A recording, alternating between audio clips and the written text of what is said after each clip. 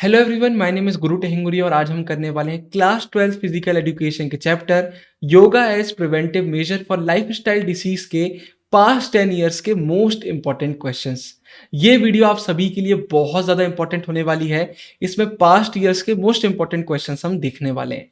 तो सीधा इस वीडियो को चालू करते हैं, बहुत ज़्यादा इंपॉर्टेंट है तो ध्यान से सुनिएगा। तो जब मैं इस चैप्टर की पीपीटी अभी के सिलेबस को देखकर आप सबके लिए बना रहा था तो एक चीज़ मैंने नोटिस करी यार कि बहुत लिमिटेड क्वेश्चन इस चैप्टर से बोर्ड एग्जाम में पूछे गए। सेम टाइप के क्वेश्चन है, बार बार वही रिपीट हुए हैं तो ज़्यादा क्वेश्चन इससे बनते नहीं है। उन्हीं को हम अच्छे से कर लेते हैं तो हमारा सब कुछ हो जाता है। तो यहाँ पर मैं आपको क्वेश्चन आंसर तो बताऊंगा ही, लेकिन साथ में पूरी वीडियो में मैं आपको ये भी बताने वाला हूं कि किस तरीके से क्वेश्चन पूछे जाते हैं और किस तरीके से हमें आंसर फ्रेमिंग करनी पड़ती है। अब इससे पहले मैं आपको पहला क्वेश्चन बताऊं और आगे वाले क्वेश्चंस बताऊं, एक चीज मुझे बताना है जो कुछ ज्यादा ही इंपॉर्टेंट है। इस क्वेश्चन को अगर हम देखते हैं, व्हाट इज ओबेसिटी। अब यहां पर ओबेसिटी के बदले हाइपरटेंशन, डायबिटीज जो भी आपके सिलेबस में है वो लिखकर आ सकता था। मेंशन एनी 4 आसन। अब यहाँ पर 5 या 6 आसन क्यों नहीं लिखे गए भाई? ज्यादा से ज्यादा एक क्वेश्चन आपके लिए 5 मार्क में आएगा तो 1 मार्क तो आपका इसका हो गया, बाकी 4 जो मार्क्स बचे वो आपके आसन के हो गए। इसलिए मैंने देखा प्रीवियस क्वेश्चन में 4 से ज्यादा हमें देखने को नहीं मिला है। उसके बाद also mention their procedure, benefits and contraindications. अब ये भी हो सकता है कि आपको बोला जाए व्हाट इज ओबेसिटी, फिर आपको बोल दिया जाए कि आसन के सिर्फ नाम लिखिए और उसमें से किसी एक या दो के प्रोसीजर, बेनिफिट्स और कॉन्ट्रा इंडिकेशंस बता दीजिए। आपके अगर आप प्रीवियस क्वेश्चंस को अच्छे से देखेंगे तो घुमा फिरा के यही आपसे क्वेश्चन पूछा जाता है। कई बार इसी को ब्रेक करके पूछ लिया जाता है, कई बार पूरा पूछ लिया जाता है। तो मैं आपको लॉन्ग फॉर्मेट में लेकर आ गया हूं जिसमें एक ही क्वेश्चन में हमारा सब कुछ कवर हो जाए। हो सकता है बोर्ड एग्जाम में आपको ये कम मार्क्स के लिए आ जाए कि व्हाट इज ओबेसिटी आपसे पूछ लें, या फिर सिर्फ इतना पूछ लें कि 4 आसन बता दीजिए जिससे ओबेसिटी को हम प्रिवेंट कर सकते हैं। तो क्वेश्चन यही आएगा, लेकिन ब्रेक होकर आ सकता है। और जैसा मैंने स्टार्टिंग में कहा, बहुत ही लिमिटेड क्वेश्चन हमसे पूछे जाते हैं। अब इसके बाद आपके मन में एक चीज आ रही होगी, उसको भी मैं क्लियर कर देता हूं कि यार 4 आसन आए हैं अभी तक इतने सालों में, तो हम हर उसके सिर्फ 4 आसन कर लेते हैं, बाकी को देखते ही नहीं है। तो जी नहीं, ये चीज गलत होगी। रीजन है एमसीक्यूज। एमसीक्यूज में योगा रिलेटेड 2 टाइप के क्वेश्चन देखने को मिल जाते हैं।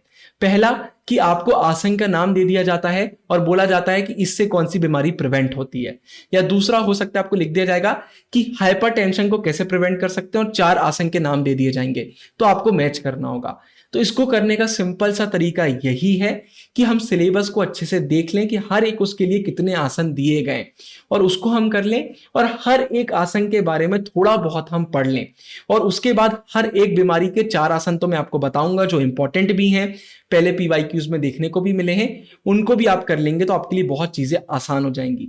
लेकिन फिर भी अगर आपके पास टाइम है तो सिर्फ इस चैप्टर में भाई हमें हर एक आसन को थोड़ा बहुत तो देखना पड़ेगा एमसीक्यूज के लिए। अब सीधा हम आगे बढ़ते हैं, पहला क्वेश्चन यही है, इसको देख लेते हैं। ओबेसिटी भाई एक बहुत ही मेजर हेल्थ इशू है जो एडल्ट्स और चिल्ड्रन दोनों को अफेक्ट कर रहा है। ये एक ऐसी कंडीशन होती है जहां पर बॉडी का फैट ना एक्सट्रीम अमाउंट में बढ़ जाता है। मतलब जो हमारा आइडियल वेट होना चाहिए उससे 20% ज्यादा हो जाता है अगर, तो हम बोलते हैं भाई आपको ओबेसिटी की प्रॉब्लम है, मतलब ज्यादा ही मोटापा आपका बढ़ गया है। अगर बीएमआई 30 या 30 से ज्यादा है तो फिर भाई सामने वाले को ओबीस माना जाता है कि आप एक हद से ज्यादा मोटे हैं।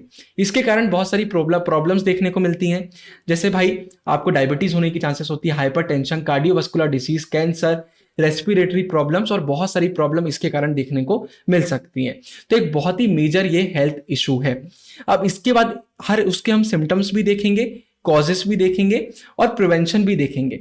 एक आसन तो है ही, आसन के बारे में हम पढ़ेंगे, लेकिन बाकी और प्रिवेंशन के लिए हम क्या कर सकते हैं वो भी हम देखेंगे। तो सिम्टम्स की बात करते हैं। सिम्टम्स भाई ये हैं कि आपका बहुत ज्यादा बॉडी फैट है, आपका वजन बहुत ज्यादा बढ़ा हुआ है, सांस लेने में दिक्कत होती है, फिजिकल एक्टिविटी करने में आपको प्रॉब्लम होती है। कॉजेस की अगर बात करते हैं तो आपकी डाइट अच्छी नहीं है, बहुत ज्यादा कैलोरीज और फैट आप लेते हैं, है ना, आपकी डाइट में कैलोरीज बहुत ज्यादा है। और उसके बाद लाइफ स्टाइल आपकी बहुत ही बेकार है, ज्यादा फिजिकल एक्टिविटी उसमें नहीं है, या फिर जेनेटिक और हार्मोनल फैक्टर्स भी हो सकते हैं। प्रिवेंशन के लिए अच्छी डाइट हमें लेना चाहिए, फिजिकल एक्टिविटीज बढ़ाना चाहिए, और अगर स्मोकिंग, ड्रिंकिंग जैसा कोई भी एडिक्शन है तो या तो उसको कम करना चाहिए या सीधा सीधा क्विट कर देना चाहिए। अब 4 आसन हम देख लेते हैं जो इसमें हमारी मदद करेंगे इसको प्रिवेंट करने में। तो पहला आता है ताड़ आसन। आगे आप देखेंगे बहुत सारे उसमें सेम सेम आसन रिपीट हो रहे होंगे, तो ज्यादा आसन को बहुत अच्छे से करने की भी जरूरत नहीं है। तो इसके कोई भी आसन हम कर रहे हैं तो हम पहले प्रोसीजर देखेंगे, फिर हम बेनिफिट्स देखेंगे और फिर कॉन्ट्रा इंडिकेशंस भी हम देखेंगे। हमारे सिलेबस में तीनों चीजें हैं, तो कोई भी आसन आता है तो ये तीनों चीजें आपको लिखना पड़ेंगी।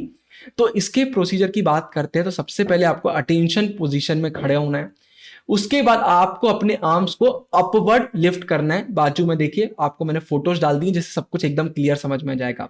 उसके बाद अपने हैंड्स को ऊपर की तरफ हमें स्ट्रेच करना है और हमें हमारे हील्स को भी ऊपर उठाना है और पूरा अपनी टोज पर हमको आ जाना है, जैसा ये डायग्राम में आपको देखने को मिल रहा है। उसके बाद बॉडी को भी ऊपर की तरफ हमें खींचना है।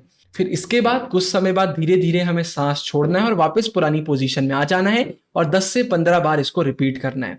बेनिफिट क्या है भाई? फिजिकल मेंटल बैलेंस बनता है, उसमें मदद मिलती है, डेवलप होता है, ओबेसिटी रिड्यूस होती है, कॉन्स्टिपेशन की प्रॉब्लम भी खत्म होती है। कॉन्ट्राइंडिकेशन की बात करते हैं। कॉन्ट्राइंडिकेशन का मतलब होता है कि किसे ये नहीं करना चाहिए या करते समय बहुत सतर्क रहना चाहिए। तो अगर आपको लो ब्लड प्रेशर है तो आपको ये आसन नहीं करना चाहिए। अगर आपको हेडेक की प्रॉब्लम है, इंसोम्निया है, तो भी आपको ये आसन नहीं करना चाहिए।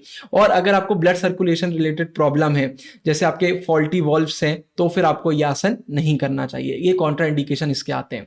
फिर पवन मुक्त आसन, अब इसको देखते हैं। तो सबसे पहले आपको अपनी पीठ के बल एक प्लेन सरफेस पर लेट जाना है। उसके बाद आपके दोनों फीट साथ में रहेंगे और आपके जो आर्म्स रहेंगे वो बॉडी के बिसाइड रहेंगे, जैसा कि डायग्राम में क्लियर समझ में आ रहा है। फिर हम एक गहरी सांस लेंगे और उसके बाद जब हम सांस को एक्सेल करेंगे, सांस को छोड़ेंगे, तो अपने नीज को हम अपने चेस्ट की तरफ लेकर आएंगे और इसी सेम टाइम पर जो हमारे थाइस रहेंगे उन्हें हम एब्डोमेन की तरफ प्रेस करेंगे। ये प्रोसीजर है, बहुत नॉर्मल है, सिंपल सा। एक बार हमको डायग्राम याद हो गया, प्रोसीजर हम मन से लिख सकते हैं।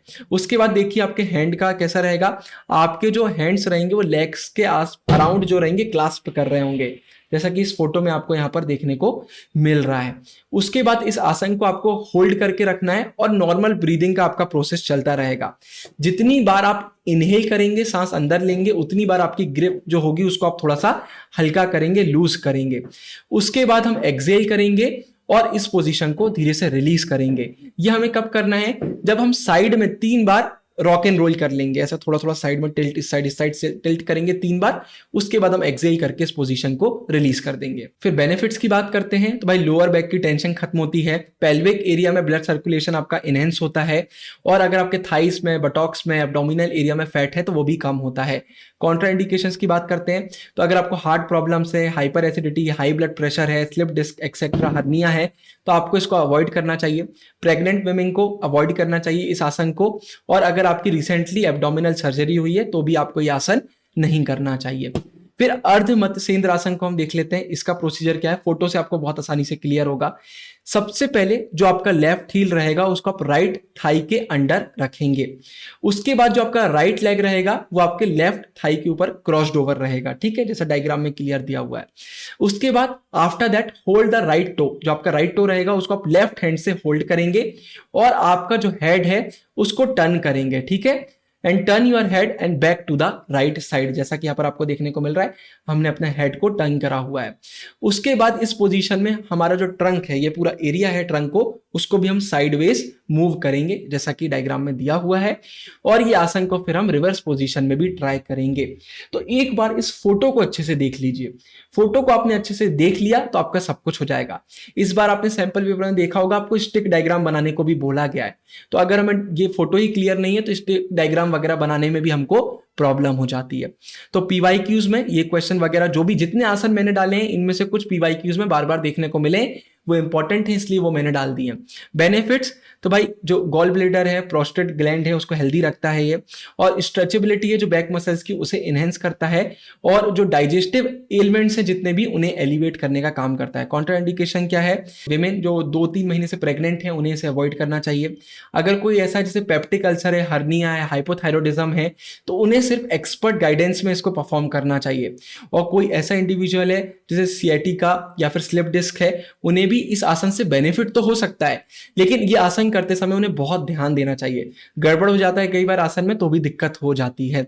इसके बाद ये आसन समझा देता हूं मैं आपको, पश्चिमोत्तासन, ये भी इंपॉर्टेंट है। तो प्रोसीजर की बात करते हैं तो भाई ग्राउंड में आपको सिट का बैठना है, आपके लेग फॉरवर्ड रहेंगे।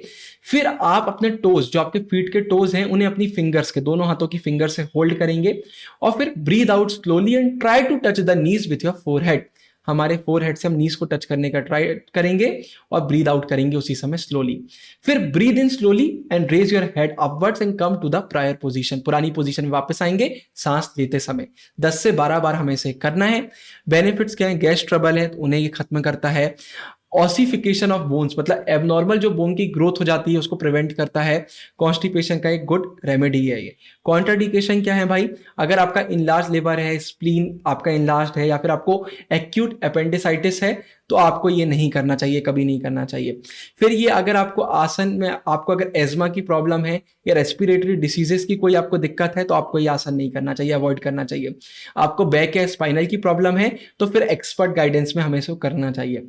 कई जन अस्थमा बुलाते हैं लेकिन सही प्रोनाउंसिएशन इसका एज्मा है, याद रखिएगा। फिर इसके बाद सेम क्वेश्चन है, बस यहाँ पर हमारे ओबेसिटी के बदले डायबिटीज की हम बात कर रहे हैं।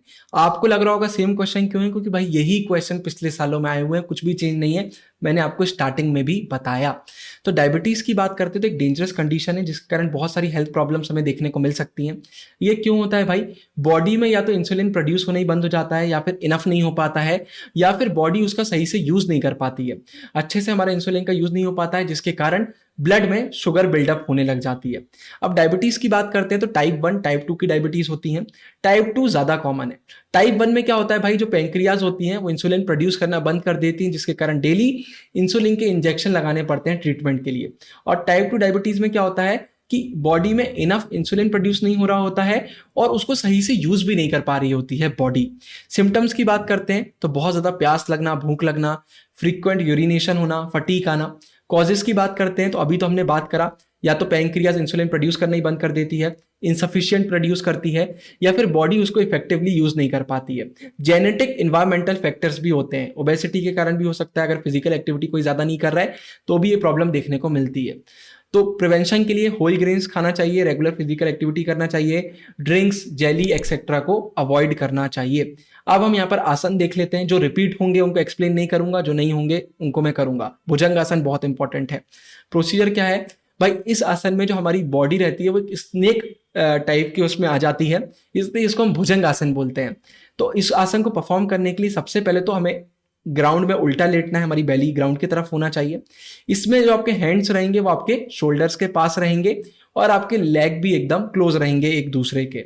अब धीरे धीरे हमें अपने आर्म्स को स्लोली स्लोली स्ट्रेट करना स्टार्ट करना है और धीरे धीरे अपने चेस्ट को भी हमें रेस करना है और हेड हमारा पीछे की तरफ जाना चाहिए और बैकवर्ड हो जाना चाहिए, जैसा कि देखिए फोटो में यहाँ पर दिया गया हुआ है। Your head should turn backwards. फिर इस पोजीशन में कुछ समय के लिए रहिए और धीरे से नॉर्मल पोजीशन में वापस आ जाइए। अच्छे रिजल्ट्स के लिए 3 से 5 बार इसे करिए। ओबेसिटी खत्म करता है, बेनिफिट है भाई। स्ट्रेंथ, एजिलिटी प्रोवाइड करता है और जितने भी यूरिनरी ब्लैडर रिलेटेड डिसऑर्डर्स हैं उसको ये ठीक करता है। और बेनिफिट्स में एक बेनिफिट तो आपको लिखना ही है, जो स्टार्टिंग में बताया कि डायबिटीज को प्रिवेंट करने में हेल्प करता है। यहाँ पर एक्स्ट्रा बेनिफिट्स मैंने आपको बताए, जिस डिसीज की बात कर रहे हैं उसमें तो ये आएगा ही आएगा। फिर कॉन्ट्राइंडिकेशंस की बात करते हैं भाई, अगर किसी को हर्निया है, बैक इंजरी है, हेडेक है, या अभी अभी एब्डोमिनल सर्जरी हुई है तो उन्हें अवॉइड करना चाहिए। प्रेग्नेंट विमेन को भी इसे नहीं करना चाहिए। फिर पवन मुक्तासन आपको पहले समझा दिया है तो फिर से नहीं समझाऊंगा।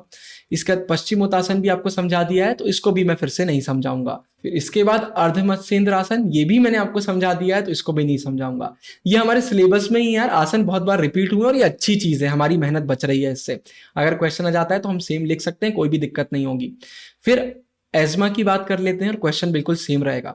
तो भाई जो एज्मा होता है ये एक लंग की डिसीज होती है जहां पर जो एयरवेज होते हैं वो ब्लॉक हो जाते हैं या फिर एकदम नैरो हो जाते हैं, जिसके कारण सांस लेने में बहुत दिक्कत होती है। एज्मा में जो हमारे एयरवेज होते हैं वो सूज भी जाते हैं, जिसके कारण एक्स्ट्रा म्यूकस प्रोड्यूस हो रहा है। इसके कारण ये कुछ चीजों को ट्रिगर करता है, जैसे कफिंग, वीजिंग, विस्लिंग या फिर सांस लेने में दिक्कत आना।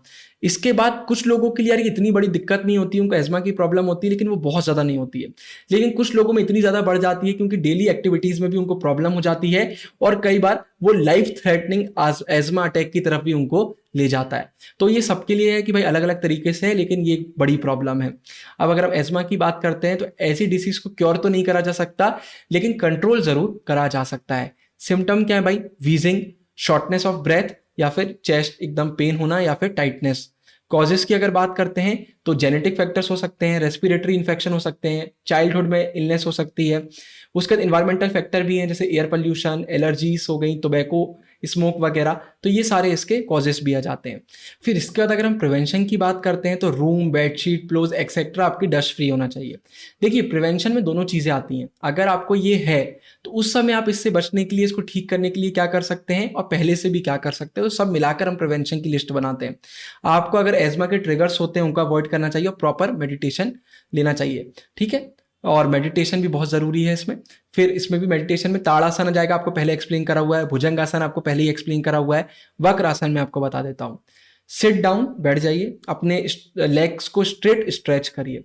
उसके बाद fold the right leg and keep the right leg's heel touching the left leg's knee. मतलब राइट लेग को हमें फोल्ड करना है और जो राइट लेग का हमारा हील है वो लेफ्ट लेग के नी को टच कर रहा होगा। फिर उसके बाद place your right hand behind your back. आपको राइट हैंड जो है उसको अपने बैक के बिहाइंड प्लेस करना है और जो लेफ्ट आर्म है वो आपका राइट नी के ओवर प्लेस होगा। फिर होल्ड योर राइट एंकल। उसके बाद पुश योर राइट नी, हमें अपने राइट नी को पुश करना है, जितना ज्यादा हम उसको पुश कर सकते हैं और ये एक्सेल करते समय हमें करना है। फिर उसका जो हमारा ट्रंक एरिया है उसको हमें ट्विस्ट करना है अपने राइट साइड पर और उसके बाद हमें अपने लेफ्ट आर्म का सफिशिएंट सपोर्ट भी लेना है और इसे हमें रिपीट करना है सेम लेफ्ट साइड में भी, ठीक है। Now repeat the same procedure with the left side. Benefit की बात करते हैं तो स्पाइनल कॉर्ड, नर्वस सिस्टम के फंक्शन को इंप्रूव करता है, डायबिटीज को कंट्रोल करता है, प्रिवेंट करता है, किडनीज को और स्ट्रॉन्ग करता है। कॉन्ट्राइंडिकेशन क्या है भाई, अगर आपको हाई बीपी है तो आपको नहीं करना चाहिए, पेप्टिक अल्सर है तो आपको यह आसन नहीं करना चाहिए, आपको यह आसन नहीं करना चाहिए अगर आपको सीरियस बैक इंजरी है। तो ये इसके कॉन्ट्राइंडिकेशन आ जाते हैं। तो अगर हम गोमुख आसन के प्रोसीजर की बात करते हैं तो सुन लीजिए। सबसे पहले हमें ग्राउंड पर बैठना है और हमारे लेग्स सामने की तरफ स्ट्रेच होना चाहिए। अब देखिए, now fold the left leg at the knee, knee की तरफ से हमें उसको फोल्ड करना है और sit on the left foot, और अपने लेफ्ट फुट पर हमको बैठ जाना है। उसके बाद राइट लेग की बात करते हैं, उसको फोल्ड करना है और जो हमारी राइट थाई है वो हमारी लेफ्ट थाई के ऊपर आ जाना चाहिए। हैंड की मदद से हमें ये करना है। उसके बाद बटॉक्स को हमें लिफ्ट करना है और अपने दोनों फीट की हील्स को पास लेकर आना है, वो एक दूसरे को टच करना चाहिए, ये बहुत इंपॉर्टेंट है। उसके बाद हमें हमारा लेफ्ट आर्म को फोल्ड करना है behind your back over the shoulder, जैसा इसमें दिया हुआ है फोटो में। उसके बाद fold the right arm behind the back, अब इसे बिहाइंड द बैक करना है और अंडर द राइट शोल्डर, और ये दोनों एक दूसरे को ऐसे पकड़ लेना चाहिए। ये हमें करना है, ऐसे क्लास्प कर जाना चाहिए और इसके बाद हमारा जो हेड और बैक है वो एकदम इरेक्ट होना चाहिए और सेम चीज हमें रिवर्स पोजीशन में भी ट्राई करना है, रिपीट करना है। बेनिफिट्स की बात करते हैं तो लेग मसल्स स्ट्रांग होती हैं और इलास्टिसिटी बढ़ती है और उसके बाद हमारे जो शोल्डर जॉइंट्स हैं वो हेल्दी, फ्लेक्सिबल, स्ट्रांग रहते हैं। लंग्स के फंक्शन को भी ये इंप्रूव करता है। कॉन्ट्राइंडिकेशंस की बात करते हैं तो जिन्हें भी भाई शोल्डर में प्रॉब्लम है, नी या बैक पेन है, उन्हें अवॉइड करना चाहिए। नी इंजरी वालों को या अवॉइड करना चाहिए, या फिर अगर आपको क्रॉनिक नी और हिप इंजरी है, इन्फ्लेमेशन है, तो भी आपको अवॉइड करना चाहिए। तो ये गोमुख आसन आता है। अब हाइपरटेंशन की बात कर लेते हैं, इसमें भी सेम क्वेश्चन है। तो अगर हम हाइपरटेंशन की बात करते हैं तो भाई इसको हम हाई ब्लड प्रेशर बोलते हैं। बहुत कॉमन है, ग्लोबल हेल्थ इशू है, हर घर में किसी ना किसी को देखने को मिल जाता है और हर एज के लोगों को ये अफेक्ट कर रहा है। तो ब्लड प्रेशर क्या करता है, मेजर करता है कि जो हमारी आर्टरी से ब्लड पुश हो रहा है वो किस फोर्स के साथ हो रहा है और दो नंबर से इसे रिप्रेजेंट करा जाता है। अगर नॉर्मल ब्लड प्रेशर की बात करते हैं तो वो होता है 120/80 मिलीमीटर ऑफ मर्करी, और अगर हमारा 140/90 के ऊपर चला जाता है तो भाई इसको हम हाइपरटेंशन बोलते हैं, या हाइपरटेंशन को इंडिकेट करने लग जाता है। लाइफ स्टाइल चेंजेस से, जैसे भाई हम कुछ स्पेसिफिक आसन्स की प्रैक्टिस करें, इससे हम हाइपरटेंशन को मैनेज और प्रिवेंट कर सकते हैं। सिम्टम्स क्या है, सर दर्द होना, डिजीनेस, ब्लड विजन। कॉजेस क्या है भाई, आपकी डाइट अच्छी नहीं है, उसमें फैट्स और सॉल्ट ज़्यादा हैं, फिजिकल एक्टिविटी की कमी है, स्ट्रेस और एंजाइटी, ये बहुत बड़ा रीज़न है, ज़्यादातर लोगों को इसी कारण देखने को मिल रहा है। फिर प्रिवेंशन की बात करते हैं तो फिजिकल एक्टिविटीज़ बढ़ाना चाहिए, हमें ज़्यादा फ्रूट्स वेजिटेबल खाना चाहिए, कैंड फूड्स और फैटी गुड्स को हमें अवॉइड करना चाहिए, और भी चीज़ें हैं। फिर ताड़ासन मैंने आपको बता दिया है, भुजंगासन मैंने आपको बता दिया है, वक्रासन मैंने आपको बता दिया है, गोमुख आसन मैंने आपको बता दिया है। तो इसी के साथ ये चैप्टर के सारे इंपॉर्टेंट पीवाईक्यूज हमारे खत्म होते हैं। इतने ही थे, मैंने बताया बहुत लिमिटेड क्वेश्चन थे आपके सिलेबस के अकॉर्डिंग, लेकिन एक बहुत इंपॉर्टेंट बात, इससे पहले मैंने एक और चैप्टर अपलोड करा था, children and women and sports, और उसमें एक एरर के कारण एक इंपॉर्टेंट क्वेश्चन रह गया था वीडियो में। वीडियो मैंने देखा तो मैंने देखा ये क्वेश्चन तो है ही नहीं, तो मैंने सोचा इसमें कवर करा देता हूं, क्योंकि एक भी इंपॉर्टेंट क्वेश्चन नहीं छूटना चाहिए। अब वो क्वेश्चन क्या है वो मैं आपको बता देता हूं। तो वो क्वेश्चन है, write a short note on मिनाकी एंड मेंस्ट्रुअल डिसफंक्शन, बहुत सारे लोग इसका प्रोनाउंसिएशन मिनार या फिर मिनार्ची करते हैं, नहीं मिनाकी है इसका सही प्रोनाउंसिएशन। तो देखिए भाई, अगर हम स्पोर्ट्स में फीमेल के पार्टिसिपेशन की बात करते हैं तो पहले तो बिल्कुल भी नहीं करा जाता था, वर्ल्ड एक्सेप्ट ही नहीं करता था इस चीज को, लेकिन समय के साथ चीजें सही हो रही हैं, इक्वालिटी हमें देखने को मिल रही है और विमेन का पार्टिसिपेशन, फीमेल पार्टिसिपेशन बढ़ रहा है। लेकिन आज भी बहुत सारे मिसकंसेप्शंस हमें देखने को मिल जाते हैं कि जो स्पोर्ट्स वगैरह है वो विमेन के लिए सूटेबल नहीं है, क्योंकि उनका जो एनाटॉमिकल फिजियोलॉजिकल डिफरेंसेस हैं, उनके बॉडी का स्ट्रक्चर अलग है, उसके कारण बहुत सारी प्रॉब्लम हो जाती है, जैसे भाई ये मिनाकी हो गया, मेंस्ट्रुएशन, पीरियड्स हो गया, प्रेगनेंसी हो गया, मीनोपॉज हो गया। तो इसमें से दो के बारे में हमें पढ़ना है, एक है मिनाकी और एक है मेंस्ट्रुअल डिसफंक्शन। दोनों को हम देख लेते हैं। भाई मिनाकी का मतलब क्या होता है? फर्स्ट मेंस्ट्रुअल ब्लीडिंग, मतलब जो पहला पीरियड होता है यंग गर्ल्स में जिनकी एज अराउंड 12 की होती है, उसे हम मिनाकी बोलते हैं।